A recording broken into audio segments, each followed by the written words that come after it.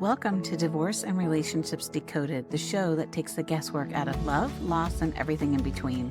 Hosted by me, Jennifer Perri, a CDC Certified Divorce and Empowerment Coach, and Dr. Deborah Wilder, a divorce and relationship expert. This is the place where real conversations meet expert advice. So get ready to decode divorce and relationships like never before. Divorce and Relationships Decoded starts now. Hi, everyone, and welcome back for another episode of Divorce and Relationships Decoded. I am one of your hosts, Jennifer Perri. I'm a CDC Certified Divorce and Empowerment Coach, and I am joined by my dear friend, Dr. Deborah Wilder, who is a divorce and relationship specialist. How are you, my friend? I'm doing great. How are you doing, Jennifer? Good. Today, we are going to talk about a very interesting topic, because when you hear the word divorce, it doesn't always make you feel warm and fuzzy inside. But we want to talk about the possibility of having a good divorce and what that actually looks like. And I think this is a great topic to talk about because you and I both deal with divorce day in and day out. And in most cases, it does have some pretty ugly parts to it. Yeah. But can we start off with just really defining what it means to have a good divorce? Yes. Excuse me. Divorce doesn't always have to be doom and gloom. Really, a good divorce, I would say, is amicable, where there is neither party has a malicious intent. And it's really about parting ways as peacefully and thoughtfully as possible. And when there are children involved, putting the children first and doing what's best for them and making it a point just to get along with each other. It doesn't have to be acrimonious. It doesn't have to be a nasty, awful thing. And it takes two healthy people who are willing to put in the work to do that. And sometimes you might have one really healthy, willing person and the other one isn't. So you're not going to have a good divorce necessarily. But really, when I say healthy, people who really, have it together as much as they can, who are well-intended. And I think intention makes a big difference. So it's absolutely possible to have a good divorce. And I think we've talked about this before. There are some people who get divorced, but who still maintain that familial relationship. They may go have dinner together, or they may go on vacations together. That's the exception more than it is the rule. But having a good divorce is certainly possible. Again, to be able to part ways as amicably as possible and wishing each other the best. If you go your separate ways, or if you have children, but you still want the best for each other, ultimately putting your kids first and seeing how that goes. And then, of course, hopefully wishing each other the best and not having a whole lot of negativity. People don't get divorced because they're getting along so well most of the time. Some people can just grow apart and have an equal share in the decision-making, meaning I think we realize, like both of us, we don't want to be married anymore, and it's okay. Those are great ways to part ways if it's a mutual decision, and they can still maybe maintain a sense of peace between them. But having a good divorce is absolutely possible. I don't think you and I tend to see those folks as often, just because I think folks who are going through, let's say, an atypical amicable divorce don't always need our services in these ways. They can certainly use our financial services or things like that, or mediation, or certainly things like that. But I think we tend to see the more difficult divorces, and I would say the majority of divorces are difficult. But it is possible to have a good divorce, for sure. What do you think? I agree. And I recently was part of the CDC divorce program, coming up with a new certification for being holistic and amicable divorce coach. And I'm actually one of those. And what we were finding as we were building the curriculum, there are more and more people that are looking for that solution. But to your point, it's not the typical route that people go. And I think sometimes they don't understand that there is another option. You don't have to litigate. You don't have to just go at each other like a cage match. You have an opportunity to sit with mediators and to sit with coaches and to sit with people who can help you get closer to the finish line and literally have a very amicable outcome. I've seen some situations where they start out very amicable, and then you start talking about money and kids, and then everybody's lawyering up and doing all kinds of stuff. And then when they start realizing, probably almost of the time when they're getting ready to go to court, how much money they could potentially spend or how much they have spent, how it's coming out of what could have been divided amongst them to move forward in their lives, and then they start coming back around again. It goes like this. What I learned is that people, they're trying to find more ways to have those conversations. So I don't know if it's because just as an industry, divorce is an industry, you might as well call it, with all the professionals that come into that, or maybe we aren't talking about it enough. Maybe we need to talk more about how to have an amicable divorce and how to approach it.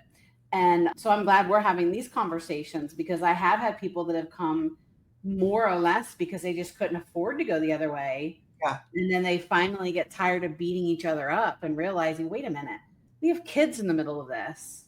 After maybe some of the damage has been done to each other and even the kids, we have kids in all of this. Like, we need to figure out a way to make this work. And as far as having a good divorce, at least in my eyes, doesn't mean that y'all have to be vacationing together and going out to dinner together and doing all those things. You just have to be respectful of one another. Yeah. And you have to be respectful of each other in the eyes of your children, and even in the eyes of your friends, your friend groups, your family. Yeah. Because it doesn't mean that somebody has to talk bad to make you. Sometimes you're around a friend and they say something and you feel like you have to agree because you want to make it seem like you're on their side when they're trying to go at somebody else. It doesn't need to be that way. And I think if we can just teach our family and friends around us, hey, listen, he's the father of my kids, or she's the mother of my children, and we've decided that we grew apart and this wasn't right for us. So just be respectful of that. We set the precedence for how people around us should respond. Yeah. I really feel that. And if they're not, then maybe they're not the right people. But just because we're saying a good divorce is possible, I just want you to understand it's not where you have to ride off into the sunset on separate horses and holding hands and everything's going to be hunky-dory. It just means that you're respectful of each other. If we break it down and we look at what it actually looks like, let's start with maybe what it looks like with the kids. How would you say a good divorce would look like in the eyes of kids? Or if we were to look in and say, these people have they've had a great outcome, they've had a good divorce, what would that look like pertaining to the kids? As far as the kids are concerned, for the kids to feel like the parents support each other and they support the kids' relationships with each other, that there's not a competition, that there's flexibility built in. If little Susie wants her daddy to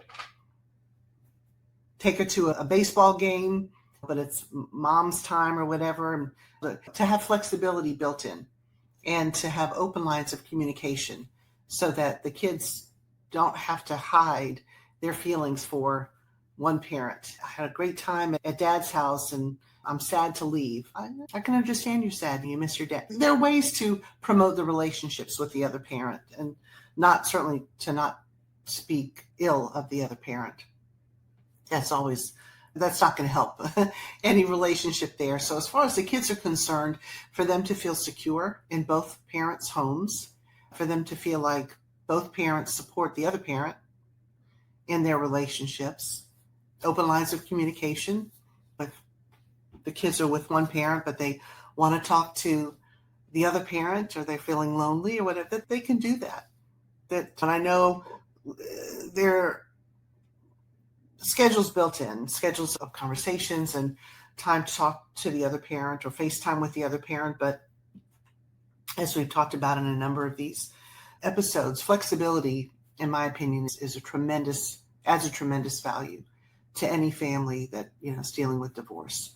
But as far as the kids are concerned, if the kids don't have to worry about mom being upset or dad being upset, or any of our adult stressors put on the kids, if they're free and clear to be kids and to live their lives, and it's enough that they have to deal with living in two homes and all of that. But whatever parents can do to make any transition smoother for the kids, just be really understanding about how our behavior affects the kids. So as far as they're concerned, get along with the other parent as best you can. Don't have any conflict in front of the kids. Don't dump your worries and woes on the kids. Don't dump any pressure on them. You protect them from all that stuff. And if they see that mom and dad can be friendly with each other, or mom or dad can be friendly with each other, that just feels good. And it gives them a lot less to worry about. So it can go a long way. What do you think? Oh, I agree with you. I think the biggest thing is just making sure that you are supportive of the other parent. And it's hard. It is so hard. We've both shared that, how hard it's been sometimes when you want to say something. And I know in one of our episodes, you even addressed how you can say it in a way where you're not being demeaning or disrespectful of the other parent. You're just stating the facts and being sensitive around all that. But I think when you look at a relationship, to what you're saying about going to a ball game, would that be any different if you were married? When one day you just decided you wanted to take your daughter to a game, would you have to fight to do that? No, it's just the fact that now you're not together. Is it a posturing thing? Is it a my time, your time thing? Is it a control thing? Now, granted, I have seen parents that have come in and really have tried to intentionally inflict pain during the weeks that parents have and vacation and have been very difficult. And it's just because they want to have that control, or they don't want the other parent to be the one that has that experience with the children. You can recreate that experience yourself.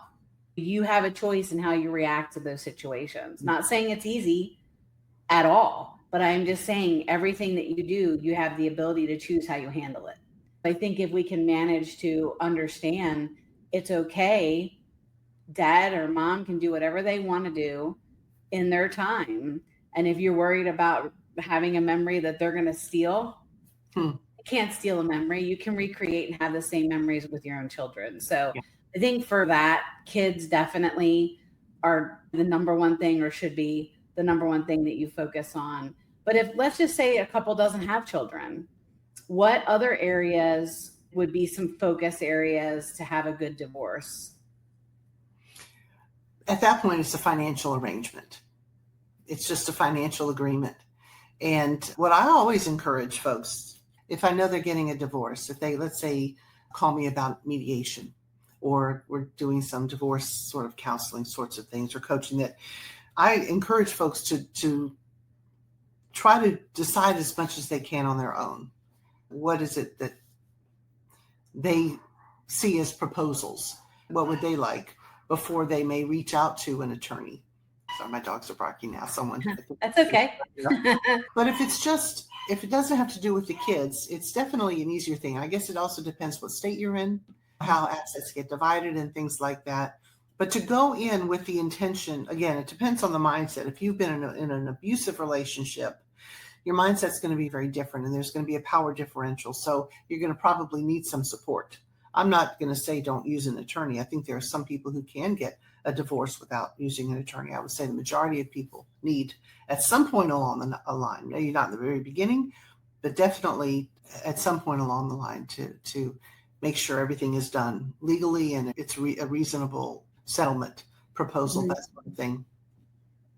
But for two people who really maybe just grow apart, there are state laws that sort of help to detail what the process is, whether things are split down the middle, whether it's you take yours, I'll take mine, that sort of thing. But if the desire is to be amicable, it certainly can happen. And I will say, and I know so many wonderful attorneys, I think sometimes there are attorneys who are not interested in that. And so if you start off with the attorney route in the beginning, and again, I'm not saying don't do it. I think there's sometimes that it's appropriate not to start that way, and many other times, yes, but that may take you down a path that you wouldn't necessarily have to go through. And I've actually sat with couples in mediation who at some point have decided we're going to take a break from our attorneys because we've already spent tens of thousands of dollars and we're nowhere near where we need to be because we're not talking anymore. The attorneys are talking to each other and we don't even know what's going on.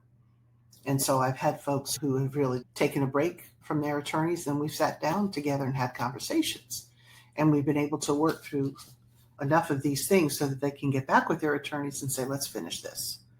So there are a lot of options. It's a rainbow of colors. Let's say a couple that doesn't have children, if they're struggling with figuring out a settlement proposal, that's when you do get the law involved. Start with what's the legal expectation? because this might define how everything turns out anyway. If there's a prenup, that's a different story. But for people who want an amicable divorce and it's financial, and I agree with what you said, because sometimes things start off amicably and then you start talking about the finances and or the children, and you just start. And that's it. Yeah. So hopefully that could carry through with the intention of each person walking away, just trying to resolve this and both go their separate ways with dignity and respect and hopefully some security there. We both meet people at all different stages of their divorce, either at the beginning, middle, or after.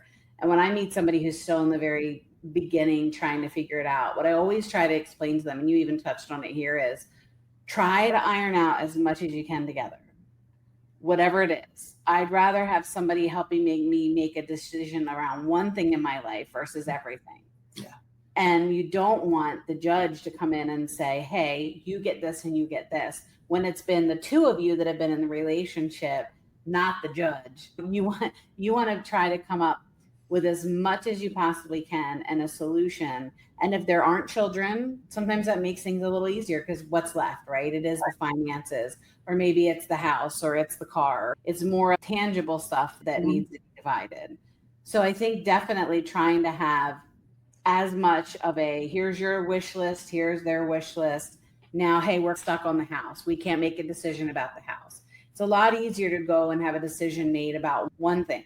Meet with a mediator, meet with somebody who can talk through all those things with you, meet with somebody like a CDFA or a financial expert that can look and say, okay, this is what the cost of owning your house would be. This is how the taxes are applied. Sit with the people around you, spend your money on those resources. Right. Sit and talk with people like you, with people like me. Have those conversations instead of spending tens and thousands of dollars fighting with each other or doing discovery or doing, now I'm saying all of those things are important if you have to go down that path. But if you're trying to have an amicable situation, spend the money and the resources on people that can actually are looking forward. Yeah. They're helping you figure out how to get to the next chapter of your life. They want to be mindful of your expenses, your time. They're here to provide expert opinions in a specific area. So lean on them. And then if you find your way that you need to actually go and sit and talk with an attorney, then you can go to them and say, hey, listen, we have taken care of 90% of this. We're really struggling with this one thing. Yeah. Sometimes I see it is all the financial. It's the pension, future pension. It could be military pension. It could be a teacher's retirement. It could be things that aren't, you can only project what they're going to look like, bonus structures, things like that. That's when it really gets a little tedious. And sometimes it's hard to make a good decision around that because you don't really know how that all plays out.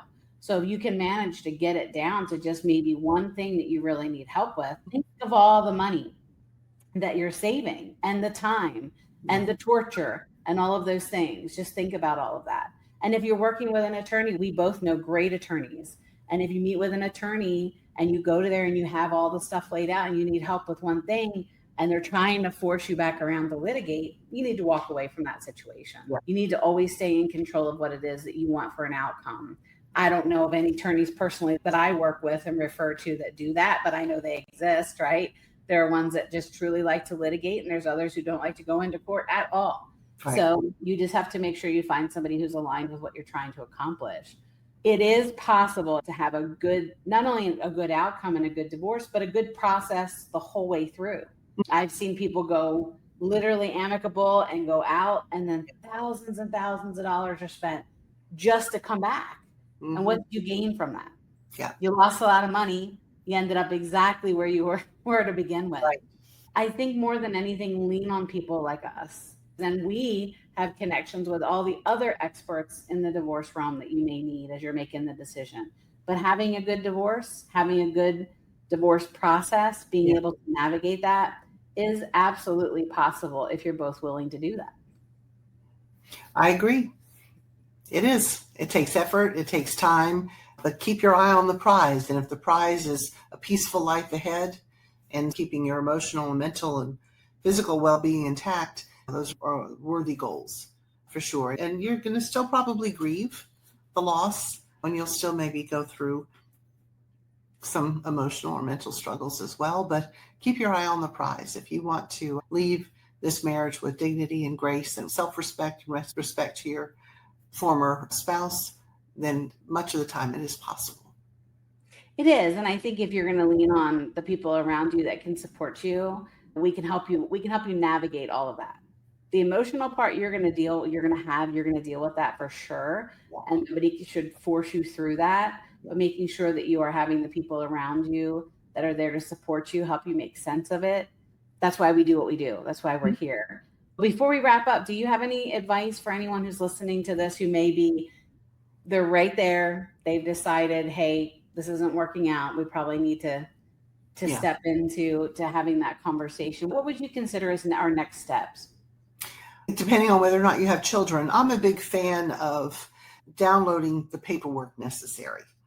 If you go to your county's Superior Court, Family Court Division, or paperwork, I think there's a divorce packet with or without minor child, or with or without minor children.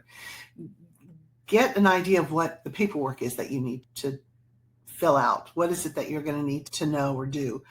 But ultimately finding out, what is that vision? What do you know what you have? Learn about it if you don't know. But if you don't have kids, if you don't have kids, it does become a financial thing. So again, try to do what you can to keep your peace. And if two people want to do this, sometimes you have to negotiate. Sometimes you have to walk away feeling like you won some, you lost some, but at least both of you just want to end this marriage in a way that is respectful, dignified, and each of you can walk away feeling like it was okay, not walk away as enemies. Keeping that in mind and just keeping yourself in check. What can I do differently to make this a little bit smoother? What can my spouse do to make this a little bit smoother? So stay as educated as you can about the process, about the information and the intention, and just try to stay on top of doing things in a way that is hopefully going to lead to a more peaceful outcome. That's great advice. And it's a great topic.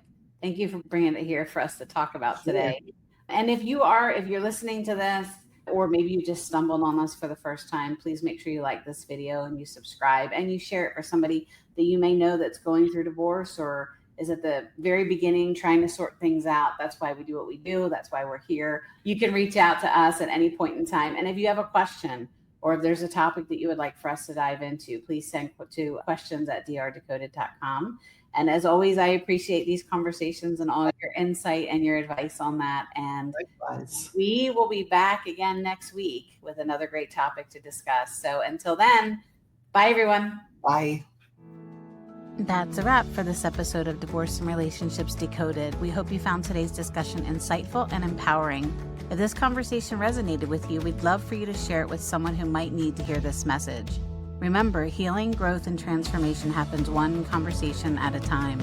If you have a question, a story, or a topic you'd love for us to explore, we'd love to hear from you. Drop us a note at questions@drdecoded.com. Your thoughts and experiences are always welcome here.